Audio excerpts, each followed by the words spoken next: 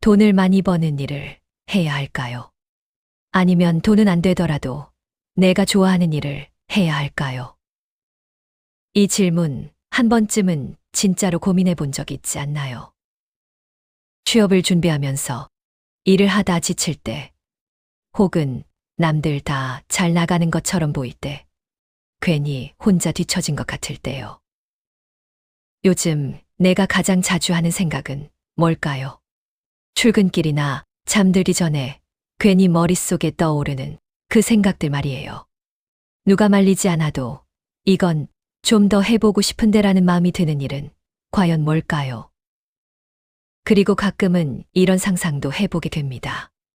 5년쯤 뒤에 내가 지금의 나를 돌아봤을 때 솔직히 힘들긴 했지만 그래도 그건 해봐서 다행이었다라고 말할 수 있을 일은 무엇일지. 오늘 영상은 내가 좋아하는 일을 판단하는 방법입니다. 좋아하는 일은 처음부터 이거다 하고 확신을 주지 않습니다. 대신 아주 현실적인 얼굴로 우리 일상 속에 섞여서 나타나죠. 시간 가는 줄 모르고 하게 되는 일, 결과는 별로여도 이상하게 계속 생각나는 일, 그리고 포기하려다가도 다시 한 번만 더 해볼까 망설이게 만드는 일들. 오늘은 그런 순간들을 기준으로 내가 좋아하는 일을 어떻게 알아볼 수 있는지 이야기해 보려고 합니다. 혹시 지금 이거 내 얘기 같은데라는 생각이 들었다면 이 영상은 당신을 위한 이야기일지도 모릅니다.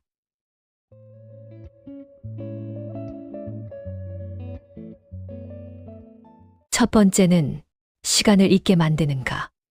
몰입에 대한 이야기입니다. 혹시 어떤 일을 하다가 시간이 이렇게 지난 줄 몰랐던 적 있나요? 분명 잠깐만 하려고 시작했는데 고개를 들어보니 벌써 끝났네 라는 말이 나오는 순간요.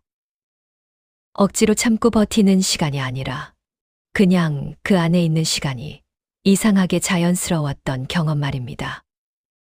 고대 그리스 철학자 아리스토텔레스는 이렇게 말했습니다. 기쁨은 활동을 완성시킨다. 하기 싫은 일은 끝나는 순간만을 기다리게 되지만 좋아하는 일은 끝나기 전의 시간이 그 자체로 의미가 있습니다. 그래서 몰입은 내가 이걸 좋아하는지 아닌지를 알려주는 가장 분명한 신호 중 하나입니다. 의지로 참아내는 몰입 말고요. 집중하려고 애쓰지 않아도 어느새 빠져들어 있는 상태. 누가 시켜서가 아니라 자기도 모르게 계속 붙잡고 있는 그 시간 말이에요. 만약 그런 경험이 있다면 그 일은 이미 당신에게 꽤 중요한 의미를 가지고 있을지도 모릅니다.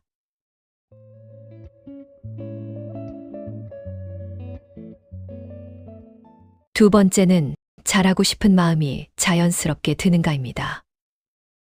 이건 꽤 솔직한 질문이에요. 누가 시키지 않아도 마감이 없는데도 조금만 더 잘해보고 싶은데라는 생각이 괜히 들게 만드는 일이 있는지 말이죠. 사실 우리는 해야 해서 잘하려고 하는 일에는 익숙합니다. 평가가 있고 성과가 있고 못하면 불안해지는 일들 말이에요. 그런 일에서는 잘하고 싶다기보다는 못하면 안 된다는 마음이 더 큽니다.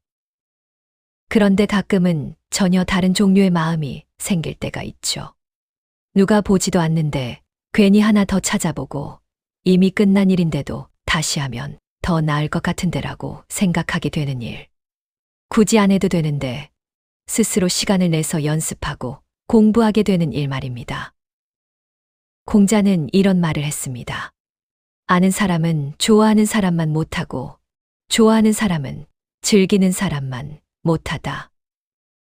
이 말이 참 현실적인 게 억지로 배우는 건 아무리 잘 알아도 오래 가지 않습니다. 하지만 좋아하는 일은 굳이 다짐하지 않아도 자꾸 손이 가고 생각이 나고 조금씩 실력이 쌓이게 됩니다.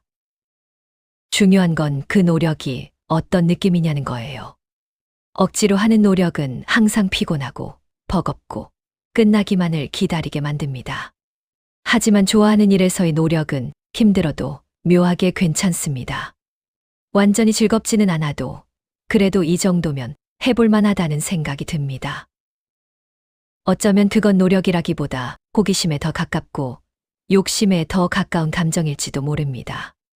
남들보다 앞서야지가 아니라 내가 생각한 이 모습에 조금 더 가까워지고 싶은데라는 마음 말이에요. 특히 20대, 30대에는 이 감정을 자주 헷갈리게 됩니다. 다 잘해야 할 것 같고 뒤처지면 안 될 것 같고 그래서 잘하고 싶은 마음인지 불안해서 버티는 건지 구분이 잘 안 될 때가 많거든요. 이럴 때는 아주 단순한 기준으로 생각해 보면 좋습니다. 아무도 결과를 보지 않는다고 해도 그래도 한 번 더 해보고 싶을까? 칭찬도 없고 보상도 없는데 그래도 스스로 기준을 높이고 싶을까? 만약 그 대답이 조금이라도 그렇다에 가깝다면 그 일은 이미 당신 안에서 조용히 자라고 있는 중입니다. 아직 크지는 않아도 아직 확신은 없어도 분명 살아있는 감정이라는 뜻이죠. 좋아하는 일은 처음부터 능숙한 모습으로 나타나지 않습니다. 대신 이런 식으로 신호를 보냅니다.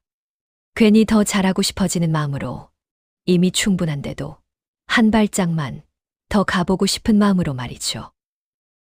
그리고 그 마음은 생각보다 잘 사라지지 않습니다. 잠시 미뤄두어도 다른 길로 돌아가도 어느 순간 다시 고개를 들고 그래서 이건 어떻게 됐어? 라고 묻습니다. 혹시 지금 그런 질문을 던지고 있는 일이 있다면 그걸 너무 가볍게 넘기지 않아도 괜찮습니다. 그 마음 자체가 당신이 좋아하는 일을 알아보는 꽤 중요한 단서니까요.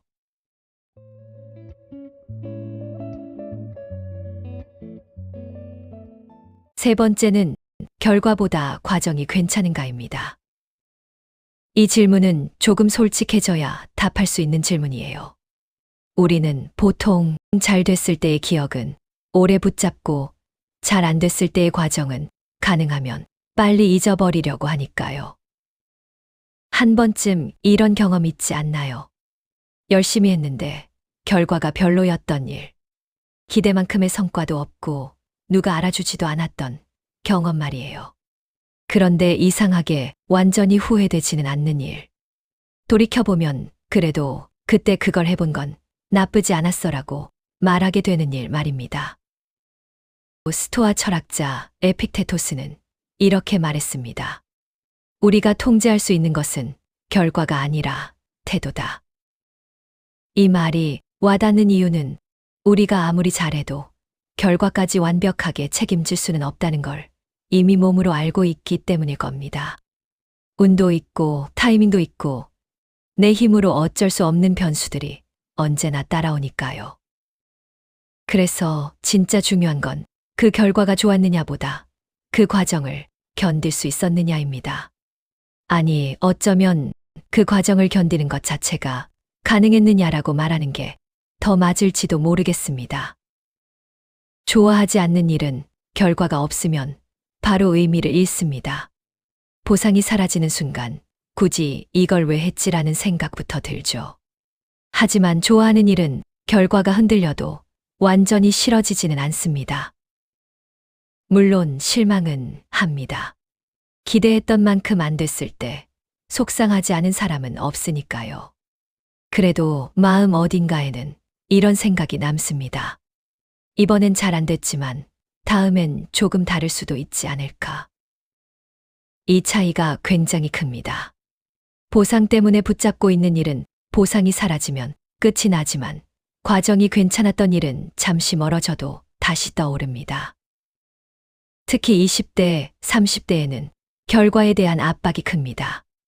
이 정도 나이면 뭔가 눈에 보이는 게 있어야 할 것 같고 남들과 비교하면 괜히 초조해지기도 하죠.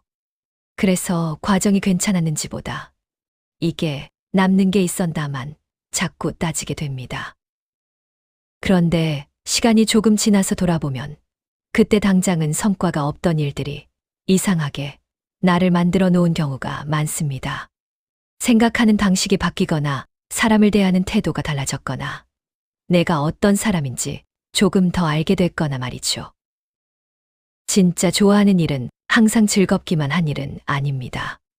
힘들고 귀찮고 때로는 스스로가 부족해 보이기도 합니다. 그럼에도 불구하고 완전히 등을 돌리게 되지는 않습니다.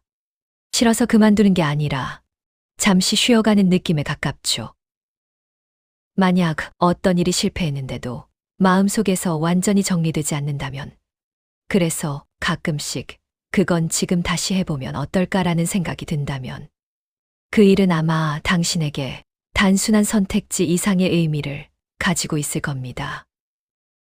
결과가 전부였다면 이미 잊혀졌을 일인데 아직 남아있다는 건 과정 어딘가에 당신을 붙잡는 무언가가 있었다는 뜻이니까요. 좋아하는 일을 찾는다는 건 항상 성공하는 일을 고르는 게 아니라 실패해도 전부 부정하지 않게 되는 일을 알아보는 과정일지도 모릅니다.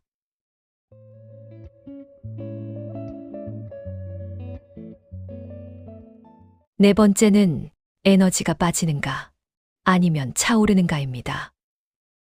이건 머리로 생각하기보다 몸에 한번 물어보는 질문에 가깝습니다.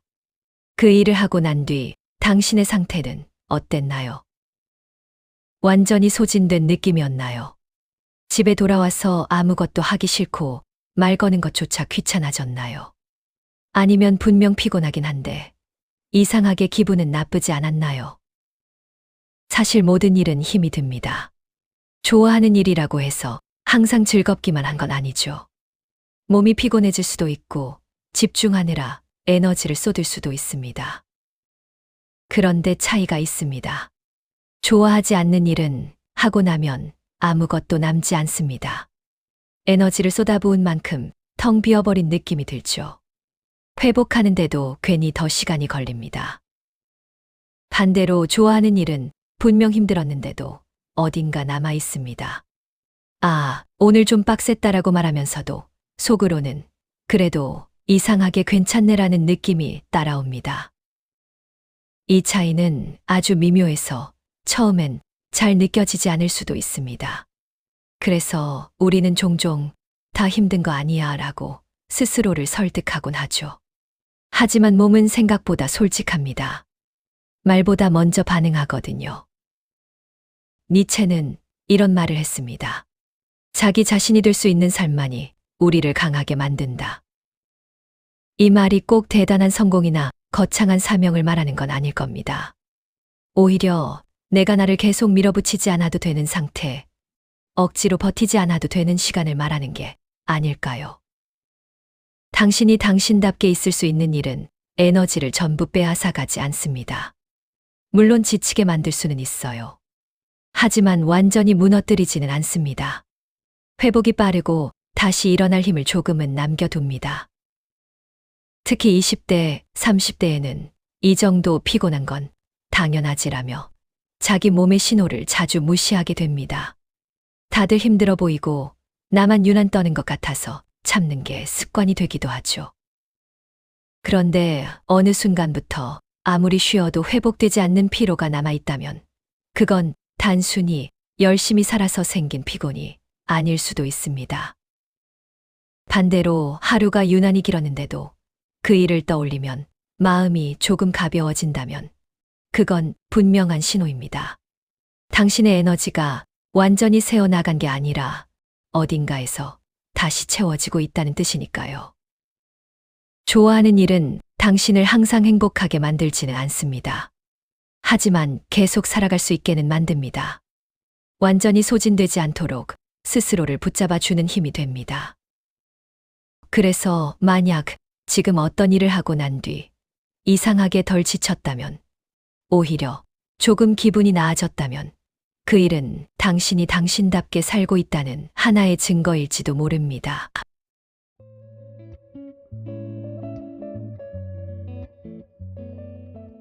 다섯 번째는 자발적으로 떠오르는가입니다. 이건 의외로 아주 사소한 순간에서 드러납니다. 의자에 가만히 앉아 있을 때라기보다 오히려 아무 생각도 안 하고 있을 때요. 샤워를 하거나 버스를 타고 창밖을 멍하니 보고 있을 때, 잠들기 직전처럼 마음이 조금 풀어져 있을 때, 그때 괜히 떠오르는 생각이 있지 않나요?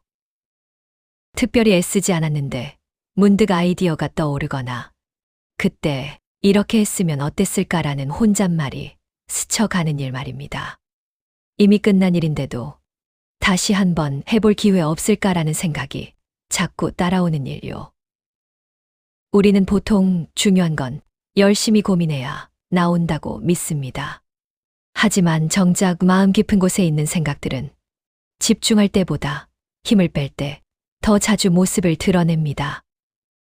심리학자 칼 융은 무의식에 대해 이렇게 말했습니다. 무의식은 우리가 외면할수록 더 크게 말한다. 이 말은 우리가 의식적으로 이건 중요하지 않아라고 밀어낸 생각일수록 다른 방식으로 계속 신호를 보낸다는 뜻일지도 모릅니다. 꿈으로 나타나기도 하고 뜬금없는 상상으로 떠오르기도 하죠. 특히 20대, 30대에는 하고 싶은 생각을 의도적으로 접어두는 경우가 많습니다. 현실이 먼저니까, 지금은 그럴 여유가 없으니까, 나중에 생각해도 되니까요.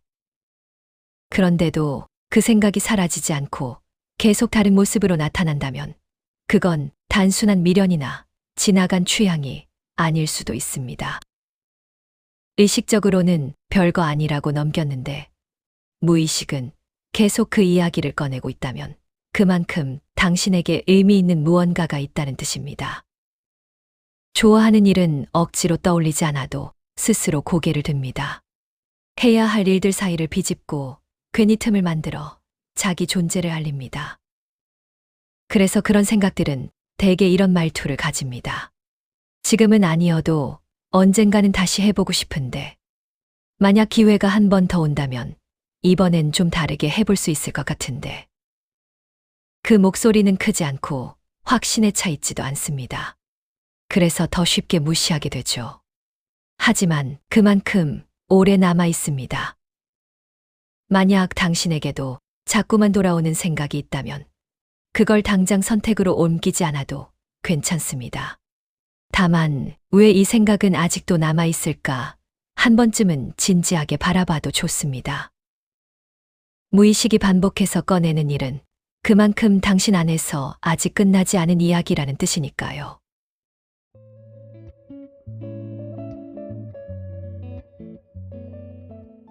여섯 번째는 나다운 면이 살아나는가입니다. 이건 조금 다른 종류의 질문입니다. 이 일을 잘할 수 있을까가 아니라 이 일을 할 때 내가 어떤 사람이 되는가에 더 가깝습니다. 그 일을 할 때 억지로 나를 꾸미지 않아도 되나요? 괜히 더 밝은 척하거나 원래의 성격과 다른 모습으로 애쓰지 않아도 되는지 말이에요. 오히려 평소의 말투, 평소의 생각 방식, 내가 가진 강점이 자연스럽게 드러나는 순간이 있나요? 그래서 문득 이건 나랑 잘 맞는다라는 느낌이 들었던 적은 없었나요? 우리는 보통 잘하는 사람의 모습을 먼저 떠올립니다. 그래서 그 틀에 맞추려고 자기 자신을 바꾸는데 에너지를 쓰곤 하죠. 하지만 그 방식은 오래가기 어렵습니다. 노자는 이렇게 말했습니다. 물은 다투지 않지만 결국 모든 것을 이긴다. 물은 억지로 밀어붙이지 않습니다. 자기 성질대로 흐르면서도 시간이 지나면 가장 단단한 것도 바꿔 놓습니다. 이 말은 어쩌면 사람의 삶에도 그대로 적용될지 모릅니다. 잘 맞는 일은 애써 힘을 주지 않아도 흐릅니다. 물론 노력은 필요합니다. 하지만 나를 거스르는 노력이 아니라 나를 사용하는 노력에 가깝습니다. 특히 20대, 30대에는 이 정도는 참고 해야지라는 말로 자기 성향을 많이 눌러 담게 됩니다. 내가 원래 어떤 사람인지보다 지금 필요한 사람이 되려고 계속 연습하죠. 그 과정에서 이상하게 더 지치게 됩니다. 일이 힘들어서라기보다 내가 아닌 상태로 오래 버티고 있기 때문일지도 모릅니다. 반대로 어떤 일을 할 때는 유난히 설명이 필요 없는 순간이 있습니다.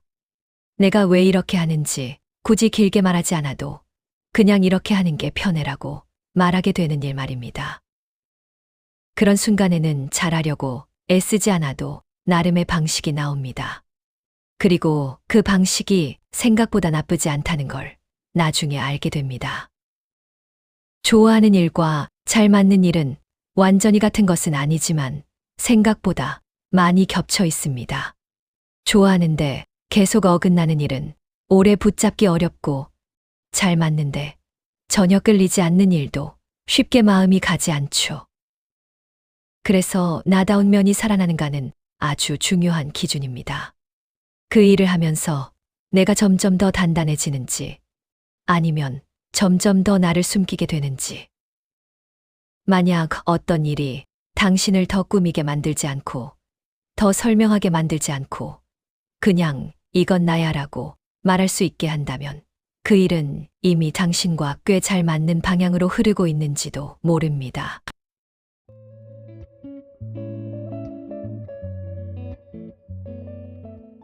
일곱 번째는 싫지만 해야지와 구분되는가입니다. 이 질문은 지금까지 이야기한 것들 중에서도 가장 현실적인 질문일지도 모르겠습니다. 왜냐하면 우리는 대부분 싫지만 해야 하는 일로 하루를 살아가고 있으니까요. 그래서 먼저 스스로에게 이렇게 물어보면 좋겠습니다. 이건 정말 싫지만 그래도 보람이 있어서 하는 일일까?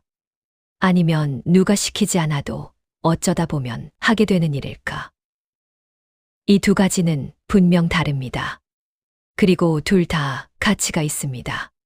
싫어도 해야 하는 일이 우리 삶을 지탱해 주는 순간도 많고, 그 덕분에 지금의 우리가 있는 경우도 많으니까요.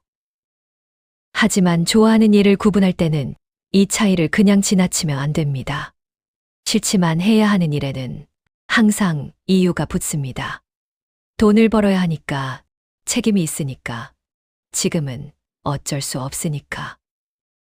반면 좋아서 하게 되는 일은 설명이 길어지지 않습니다. 왜 해라는 질문에 그냥이라는 말이 먼저 나옵니다. 명확한 이유를 찾으려 하면 오히려 말이 어색해지죠. 톨스토이는 이런 말을 했습니다. 행복한 삶의 비밀은 해야 할 일을 사랑하는 데 있다. 이 말은 싫은 일을 억지로 사랑하라는 뜻이라기보다 사랑할 수 없는 일과 사랑하게 되는 일을 구분할 줄 아는 태도에 더 가깝지 않을까요? 특히 20대, 30대에는 해야 하는 일의 비중이 큽니다. 당장 생계를 생각해야 하고, 미래를 준비해야 하고, 그래서 마음보다 현실을 앞세우게 됩니다. 그 과정에서 좋아하는 일을 지금은 아닌 것으로 계속 미뤄두게 되죠.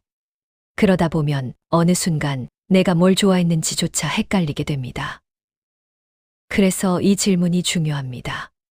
이 일을 할 때 나는 나를 설득하고 있는지, 아니면 자연스럽게 움직이고 있는지. 싫지만 해야지라는 마음으로 시작한 일은 끝날 때까지 계속 나를 달래야 합니다. 하지만 좋아서 하게 되는 일은 중간에 힘들어도 완전히 나를 잃지는 않습니다. 물론 좋아하는 일도 힘든 순간은 있습니다. 하기 싫은 날도 있고 귀찮을 때도 있습니다. 그럼에도 불구하고 아예 안 하고 싶다는 마음과는 조금 다릅니다. 만약 어떤 일이 싫다는 감정만 남기지 않고 그래도 어딘가에서 나를 움직이게 만든다면 그건 해야 하는 일을 넘어서 하게 되는 일에 조금 더 가까운 것일지도 모릅니다. 좋아하는 일을 찾는다는 건 싫은 일을 전부 버리는 게 아니라 적어도 이 둘을 헷갈리지 않는 것에서 시작되는지도 모릅니다.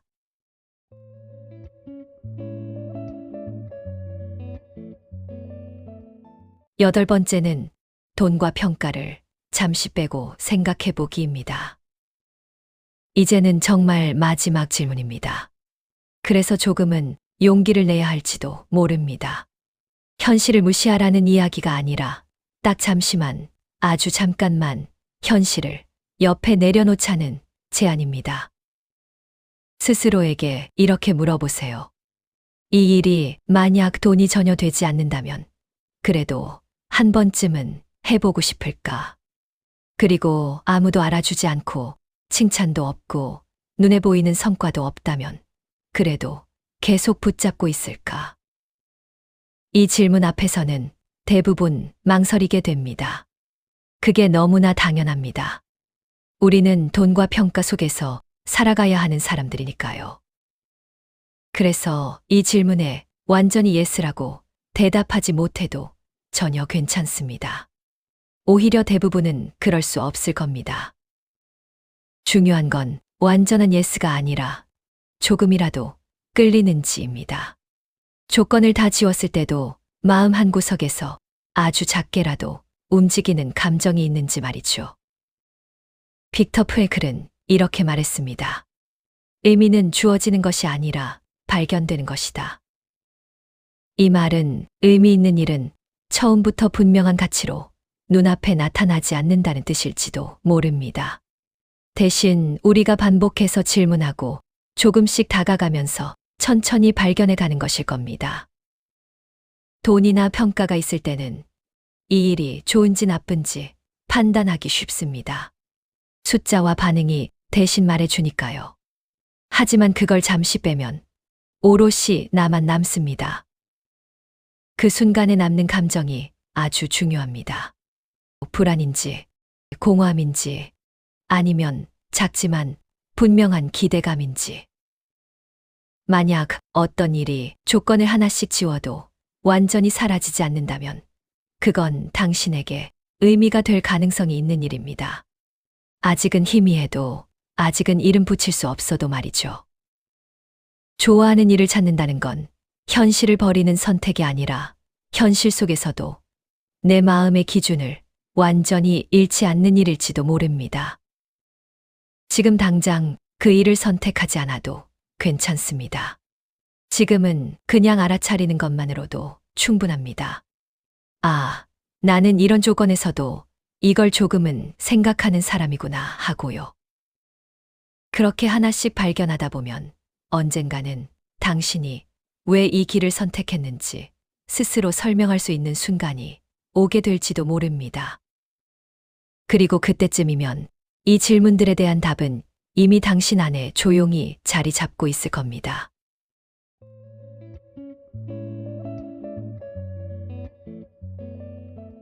좋아하는 일은 처음부터 확신의 얼굴로 나타나지 않습니다. 이게 내 길이야라고 분명하게 말해주지도 않죠. 대신 아주 조용한 방식으로 우리에게 신호를 보냅니다. 시간 가는 줄 모르게 만들고 괜히 더 알고 싶어지게 하고 힘들었는데도 이상하게 다시 회복되게 만들고 이미 지나간 일인데도 자꾸만 생각나게 하는 방식으로요. 그래서 좋아하는 일은 찾는다기보다 알아차린다는 표현이 더 잘 어울릴지도 모릅니다. 돈을 많이 버는 일을 할 것인지 좋아하는 일을 선택할 것인지는 사실 인생 전체의 정답이라기보다는 지금 이 순간의 선택에 가까운 문제일지도 모릅니다. 우리는 그 선택을 상황에 따라, 시기에 따라 여러 번 다시 하게 될 테니까요. 중요한 건 완벽한 답을 지금 당장 정하는 게 아니라 내 마음이 보내는 신호를 완전히 무시하지 않는 것입니다. 오늘 나눈 질문들 중에서 단 하나라도 마음에 남은 게 있다면 그걸로 충분합니다. 그 질문은 언젠가 당신이 길 앞에서 망설일 때 조용히 방향을 가리켜 줄 겁니다. 조금 더 당신다운 쪽으로, 조금 덜 억지스러운 쪽으로 말이죠. 지금은 아직 확실하지 않아도 괜찮습니다. 좋아하는 일은 늘 그렇게 확신보다 먼저 신호로 찾아오니까요.